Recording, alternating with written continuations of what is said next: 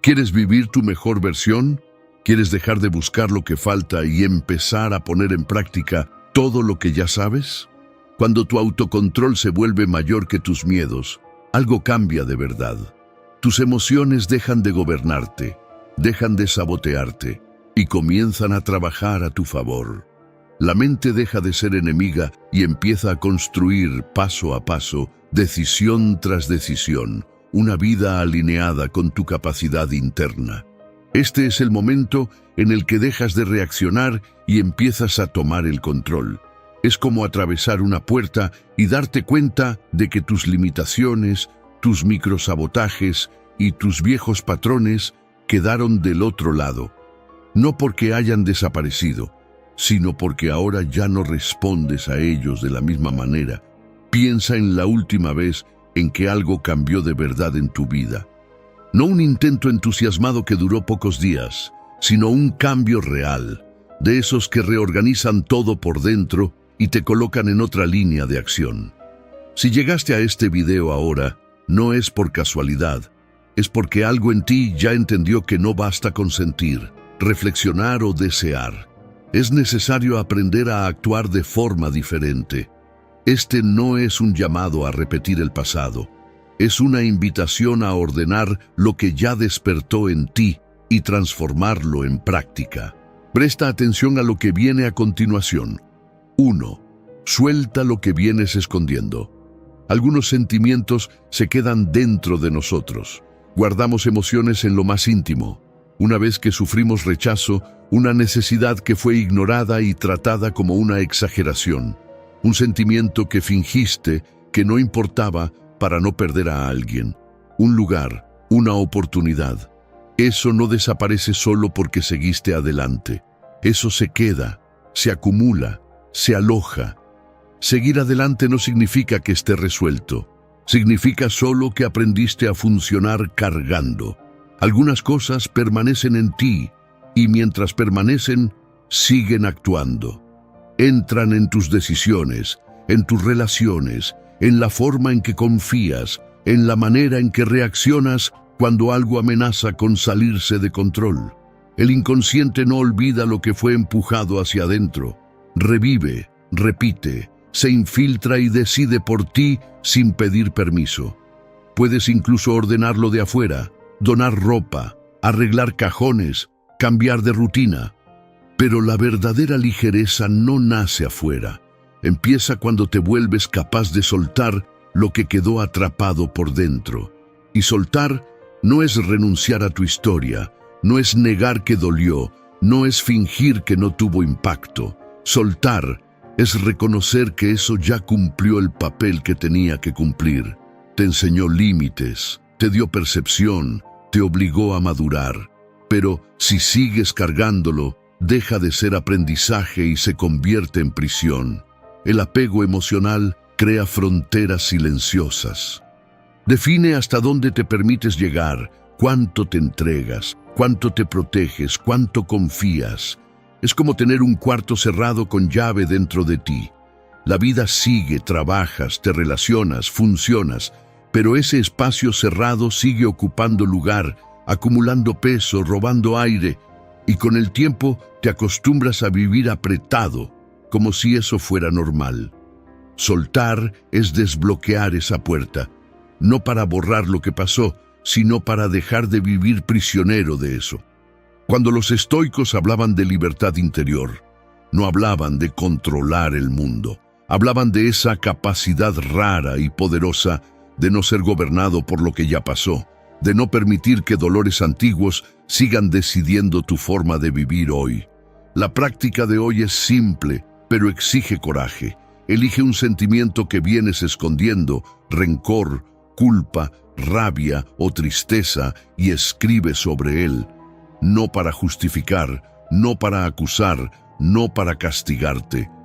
Escribe para reconocer, para ponerle nombre, para admitir el impacto. Y luego dite a ti mismo con claridad: esto existió, esto me marcó, pero ya no me va a definir. Y si este primer paso habló directamente contigo, escribe en los comentarios: hoy elijo soltar lo que escondí. Porque mientras cargas lo que ya pasó, tu vida avanza pesada. Pero cuando sueltas, algo cambia por dentro. Y es ahí donde el orden empieza de verdad. 2. No te endurezcas con la vida. La vida te va a presentar personas difíciles, situaciones difíciles, emociones difíciles. Eso es inevitable. Pero hay algo que necesitas entender con claridad. La mayoría de las veces no es sobre ti. Las personas actúan desde sus propios dolores, miedos, frustraciones y límites. Y cuando interpretas cada actitud como un ataque personal, no te proteges, te cierras. Epicteto fue directo cuando dijo: no son las cosas las que nos perturban, sino la opinión que tenemos sobre ellas. El impacto no nace de lo que sucede, nace de la historia que te cuentas sobre lo que sucedió. Cuando decides que el comportamiento del otro fue hecho para herirte, para disminuirte, para provocarte, algo cambia por dentro. Te endureces, creas defensas, levantas muros, y poco a poco empiezas a reaccionar a la vida como si estuvieras siempre bajo ataque. Existe un tipo de flor que, cada vez que recibe un toque brusco, se cierra de inmediato. No porque sea débil, sino porque aprendió que cerrarse es la única forma de protegerse. El problema es que, cuando permanece cerrada, también deja de recibir luz. Muchas personas hacen lo mismo. Cada frustración se vuelve armadura. Cada decepción se vuelve rigidez. Cada crítica se vuelve un motivo más para cerrarse. Y sin darse cuenta, dejan de sentir, de confiar, de moverse con ligereza. No endurecerse con la vida no significa ser ingenuo. No es aceptar todo, no es permitir faltas de respeto. Es aprender a no convertir el dolor en identidad. Es responder con conciencia, no con contracción. Cuando te cierras demasiado, no es solo lo que duele lo que queda afuera. Lo que nutre tampoco entra. Los estoicos no enseñaban frialdad emocional, enseñaban firmeza interna con flexibilidad externa, la capacidad de absorber el impacto sin perder la forma, como el agua que se adapta sin romperse. La práctica de hoy es simple, pero exige madurez. Cuando algo te toque, antes de reaccionar, pregúntate: ¿esto es realmente sobre mí o es sobre el otro? Esa pausa lo cambia todo. Impide que te endurezcas, devuelve espacio interno. Y si este punto tuvo sentido para ti, escribe en los comentarios: hoy elijo no endurecerme, porque cuando dejas de reaccionar a todo como si fuera un ataque, la vida deja de parecer una batalla y empieza, por fin, a fluir. 3. Elige lo que te desafía. Cuando tienes dos opciones en la vida, los estoicos son claros. Elige la que te exige más de ti, no la más cómoda, no la más fácil, la que te desafía. Porque la comodidad no construye fuerza, la comodidad solo mantiene todo exactamente como está. Marco Aurelio hablaba de esto en Meditaciones. Él describe cómo, de manera deliberada, practicaba sostener las riendas del caballo con la mano no dominante, no porque fuera necesario, no porque fuera eficiente, sino porque era difícil, porque exigía atención, porque lo sacaba del automático. Eso no era natural para él, no era cómodo. Y ese era exactamente el punto. Esa práctica simple era un entrenamiento mental, una forma de recordarse a sí mismo que la mente solo se fortalece cuando aprende a sostener la incomodidad sin huir de ella. Que crecer no es repetir lo que ya dominas, sino colocarte conscientemente en el territorio donde aún eres débil. Esa es la metáfora que vale para tu vida. Cada vez que eliges el camino más fácil, preservas lo que ya eres. Cada vez que eliges el camino más difícil, construyes lo que todavía no existe en ti. Elegir lo que te desafía es elegir el camino más largo. Es optar por la conversación difícil en lugar del silencio conveniente. Es mantener la disciplina cuando nadie está mirando. Es hacerlo de una manera que todavía no es natural, sabiendo que, con el tiempo, eso se convierte en fuerza. Pruébalo de forma práctica. Usa la mano no dominante en tareas simples. Escribe, cepíllate los dientes. Haz algo cotidiano de la manera que no es cómoda. Observa cómo aparece la frustración. Observa el impulso de rendirte. Y observa sobre todo cómo mejoras cuando no huyes. Este pequeño entrenamiento enseña algo profundo. No estás gobernado por el hábito. Eres capaz de aprender, adaptarte y crecer. Cada vez que evitas la incomodidad, te mantienes del mismo tamaño. Cada vez que la enfrentas, te expandes. Por eso la elección es simple, pero exige valentía. Deja de elegir lo fácil solo porque es familiar. Elige lo que te desafía. Ahí es donde se forma la fuerza. Y si esta idea tuvo sentido para ti, escribe en los comentarios: hoy elijo lo que me desafía, porque es en la incomodidad consciente donde tu mejor versión empieza a tomar forma. 4. Deja de meterte en la vida de los demás. Existe un desperdicio silencioso de energía que mucha gente ha normalizado. Vivir demasiado atento a la vida de los otros. Juzgar decisiones, criticar elecciones, intentar corregir caminos que no son los tuyos. Y cuanto más haces eso, menos tiempo te queda para mirar tu propio desorden. Marco Aurelio ya advertía sobre esto en Meditaciones. Él decía que los errores deben quedarse con quien los comete, porque cada persona está en su propio camino, lidiando con el nivel de conciencia que tiene en ese momento. Forzar a alguien a ver el mundo desde tus ojos no es sabiduría, es vanidad disfrazada. Ya tienes suficiente en qué concentrarte, tus pensamientos, tus reacciones, tus elecciones, tus fallas. Antes de intentar ajustar la vida ajena, hay todo un trabajo ocurriendo dentro de ti que todavía necesita atención. Mientras observas, comentas y te irritas con el comportamiento de los demás, algo pasa desapercibido. Tu propia vida queda en segundo plano. Tu enfoque se dispersa, tu energía se diluye y lo que debería usarse para crecer se convierte en ruido. Los estoicos eran claros en este punto. Solo gobiernas una cosa, a ti mismo. Todo lo que está fuera de eso no merece tu desgaste emocional. Si alguien se equivoca, aprende. Si insiste, paga el precio. Ese proceso no te corresponde corregirlo. Aquí existe una ilusión peligrosa, la de creer que involucrarte en los errores de los demás es señal de lucidez, cuando muchas veces es solo una forma de huir.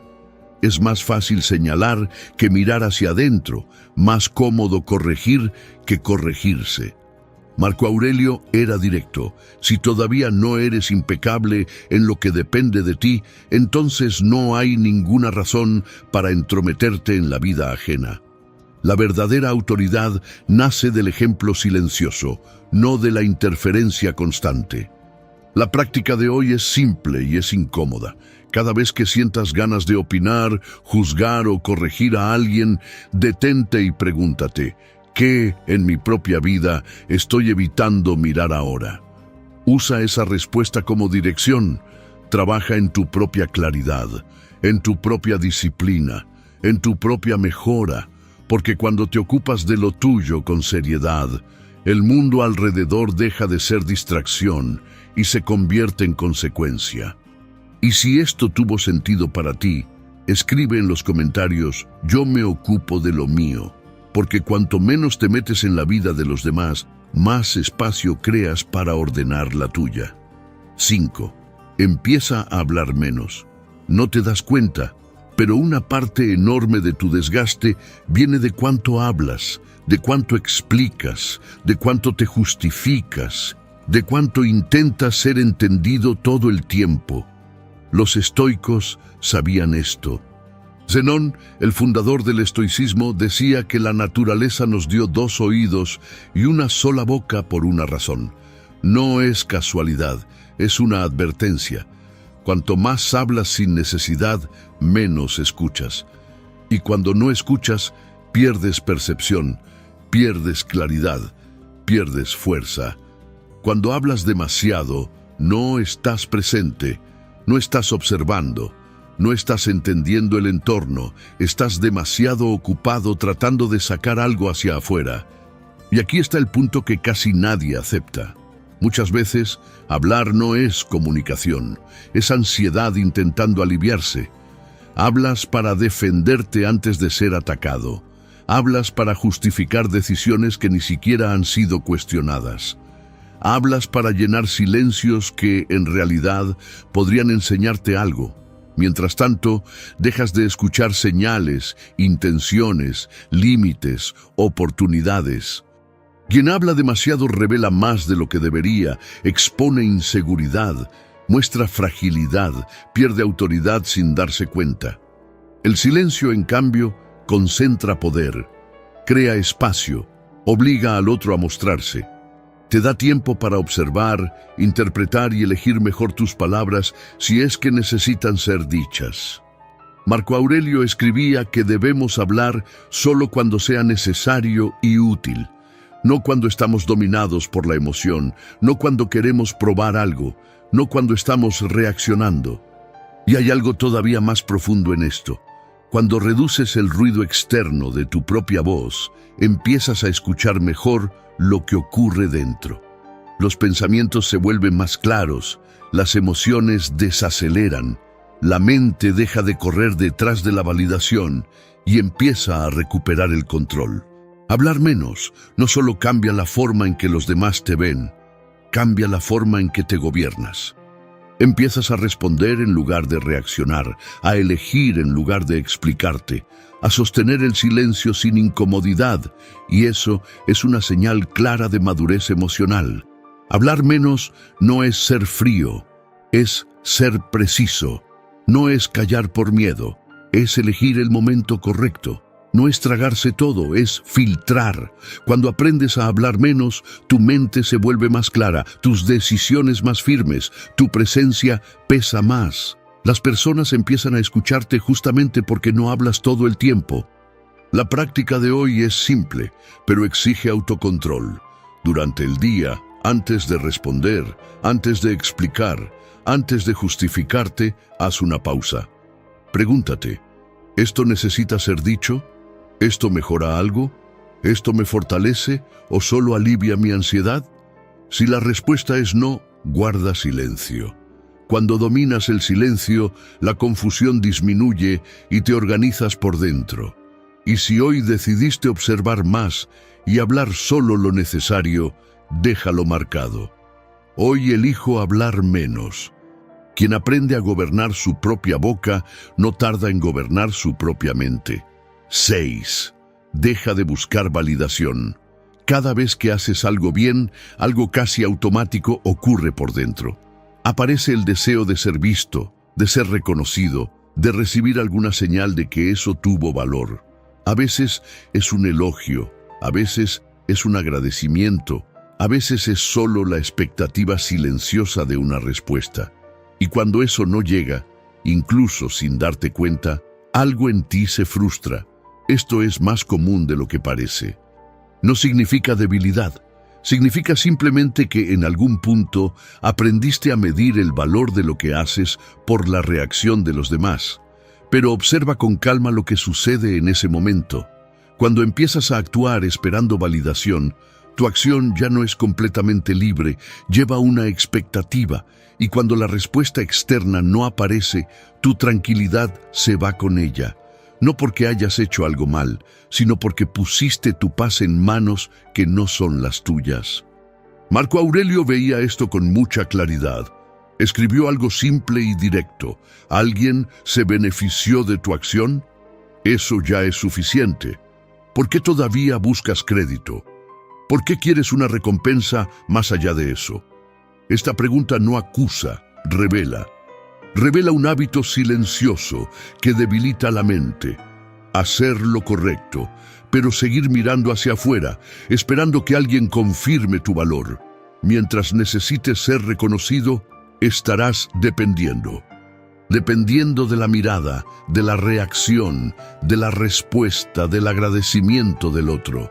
Y una vida construida así nunca es estable, porque basta con que el reconocimiento no llegue para que aparezcan el vacío, la duda, la sensación de que nada fue suficiente. El estoicismo enseña el camino opuesto, hacer lo que debe hacerse porque es correcto, no porque será visto, actuar en coherencia con los propios valores, no en búsqueda de aprobación. No es indiferencia, es solidez. Cuando haces el bien esperando algo a cambio, aunque sea solo reconocimiento, conviertes la virtud en moneda. Y la virtud no fue hecha para negociarse. Existe para sostener quién eres, no para comprar aplausos.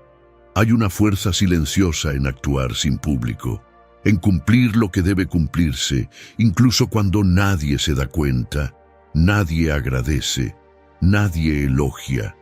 En ese punto, dejas de vivir prisionero de la validación externa y empiezas a responder solo a tu propia conciencia. Observa cuántas veces la frustración aparece no porque algo salió mal, sino porque nadie reconoció lo que hiciste. Esa es una señal importante, muestra dónde está tu centro. Y mientras ese centro esté fuera de ti, cualquier ausencia de respuesta se convierte en sufrimiento innecesario. Dejar de buscar validación no es volverte frío, no es cerrarte, es volverte íntegro. Es saber que el valor de lo que haces no depende de la reacción de los demás, sino de la rectitud de tu intención. La práctica de hoy es simple, pero exige madurez. Haz algo correcto sin contárselo a nadie. No lo anuncies, no observes la reacción, no esperes respuesta. Simplemente hazlo y sostén eso dentro de ti. Si hoy decides actuar sin necesitar ser visto, deja esto marcado. Hoy actúo sin necesitar ser validado, porque cuando dejas de buscar reconocimiento, algo cambia profundamente. Dejas de vivir para ser visto y empiezas, finalmente, a vivir en paz con quien eres. 7. Practica la templanza. En algún momento, todos nosotros cruzamos el límite. Exageramos, cedemos al impulso, compramos más de lo que necesitamos, comemos más de lo necesario, celebramos de más, reaccionamos de más. Eso no ocurre porque seamos débiles. Ocurre porque, por algunos instantes, dejamos de percibir el punto de equilibrio. No es la carencia lo que nos enferma, es el exceso repetido, disfrazado de placer, de alivio o de merecimiento. Excederse drena energía, el exceso crea ansiedad, el exceso nos saca del centro. Cuanto más te pasas del punto, más inestable te vuelves por dentro. Y cuanto más inestable estás, más buscas estímulos para compensar ese vacío. Así es como empieza el ciclo. El exceso pide más exceso. El estímulo pide más estímulo, y sin darte cuenta, dejas de elegir y pasas solo a reaccionar. Los estoicos llamaban a esto falta de templanza. No como un juicio moral, sino como una advertencia práctica. Quien no sabe detenerse, tarde o temprano pierde el control. No de golpe, sino poco a poco. Primero de la atención, luego de la claridad, finalmente de sí mismo. Marco Aurelio fue directo sobre esto. Decía que no se debe dejar que la mente sea aplastada por la vida como un todo, no cargar todo al mismo tiempo, no dramatizar el conjunto, mantenerse firme en la situación presente, hacer solo lo que está a la mano. Eso basta. Y cuando eso basta, la mente descansa. La templanza es eso. La capacidad de no dejarse arrastrar por el exceso del momento. Es saber decir basta antes de que el placer se convierta en culpa, antes de que la celebración se convierta en vacío, antes de que el impulso se convierta en arrepentimiento. Es interrumpir el exceso mientras aún hay claridad. Hay una fuerza silenciosa en detenerse en el momento correcto. Mientras muchos confunden control con represión, la templanza muestra lo contrario. Quien se contiene no se limita, se preserva. No se trata de vivir reprimido, se trata de vivir consciente, de percibir el punto exacto en el que algo deja de servirte y empieza a consumirte. Ese punto es sutil, pero cuando aprendes a sentirlo, ya no te pierdes con facilidad. Cuando practicas la templanza, tu mente se vuelve más clara, tus emociones más estables, tus decisiones más limpias. Dejas de vivir oscilando entre exceso y arrepentimiento. Empiezas a sostener equilibrio, incluso cuando el mundo invita al exceso. La práctica de hoy es simple, pero exige atención. A lo largo del día, observa dónde sueles pasarte del punto. Puede ser con la comida, con el celular, con las compras, con las palabras, con las reacciones. Cuando lo notes, detente.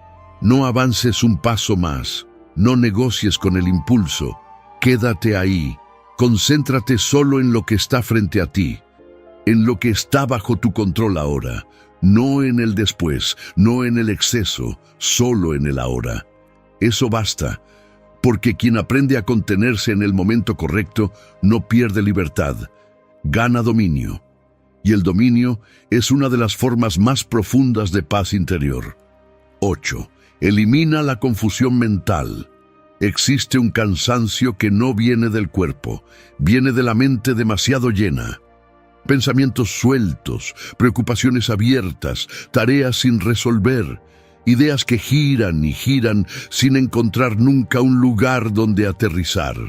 Es un desgaste silencioso, constante, que no se ve en el espejo, pero te roba energía todos los días. Cuando todo se queda en la cabeza, nada queda bajo control. La confusión mental no es falta de capacidad, es exceso de ruido. No es que no sepas qué hacer, es que hay demasiada información compitiendo al mismo tiempo. Es intentar vivir cargando todo a la vez, sin descargar en ningún lado y, cuanto más intentas sostenerlo todo, más pesado se vuelve todo. Por eso, el primer paso es simple y directo. Anota todo, preocupaciones, recordatorios, ideas aún confusas, cosas que intentas recordar todo el tiempo. Nada de confiar en la memoria cuando la mente ya está sobrecargada. Todo lo que queda suelto en la mente consume energía, todo lo que pasa al papel devuelve espacio. Liberar espacio mental no es un detalle, es una estrategia. Es la mitad de la batalla. Mientras algo no esté escrito, sigue exigiendo atención. Tira de tu concentración, fragmenta tu enfoque, te mantiene en un estado de alerta constante. Es como intentar atravesar el día con varias pestañas abiertas en la cabeza. No descansas, solo cambias de una a otra. Al final del día, el agotamiento no viene de lo que hiciste, viene de lo que quedó pendiente. Organizar la vida no es buscar perfección, no es vivir sin desorden, es crear la estabilidad suficiente para no sentirte tragado por el caos. Es saber qué importa ahora, qué puede esperar y qué necesita ser eliminado. La claridad no es hacer más, es cortar mejor. Los estoicos entendían esto con mucha claridad. Una mente desordenada reacciona a todo. Una mente organizada elige y elegir es la base de la tranquilidad. Quien no elige conscientemente termina viviendo por impulso, urgencia y presión. Cuando sacas las cosas de la cabeza y las pones afuera, dejas de ser rehén del pensamiento repetitivo. La claridad no llega cuando piensas más, llega cuando piensas mejor, con menos peso y más dirección. Y pensar mejor empieza cuando dejas de cargar solo aquello que puede ser organizado. La práctica de esta lección es objetiva. Toma una hoja o un cuaderno y vacía todo. Sin orden, sin filtro, sin juicio, solo sácalo de la mente. Luego organiza, decide, elimina lo que no sirve. Prioriza lo que importa. No intentes resolverlo todo ahora. Primero, míralo todo con claridad. Y cuando la mente empieza a ver con claridad, el cuerpo responde, la respiración cambia y la sensación de control regresa poco a poco. Cuando la mente se organiza, el ruido disminuye, la energía vuelve y dejas de solo sobrevivir a los días para volver a conducirlos con firmeza. 9. Desarrolla hábitos saludables. Es imposible poner la vida en orden cuando vives sin energía. No por falta de voluntad, no por falta de claridad, sino porque un cuerpo cansado sabotea cualquier decisión, incluso antes de que nazca. Puedes entender lo que necesitas cambiar, incluso puedes querer hacerlo diferente. Pero cuando te levantas exhausto, duermes mal, te alimentas mal y vives en automático, la mente pierde fuerza, la disciplina se debilita y todo se vuelve un esfuerzo excesivo. No es pereza, es desgaste, y el desgaste constante roba la capacidad de elegir bien. Los hábitos no son detalles, ellos deciden cuánto logras sostener aquello que quieres construir. No aparecen solo en el resultado final, aparecen todos los días, en el nivel de energía con el que despiertas y en la claridad con la que enfrentas lo que debe hacerse. Los estoicos no separaban mente y cuerpo.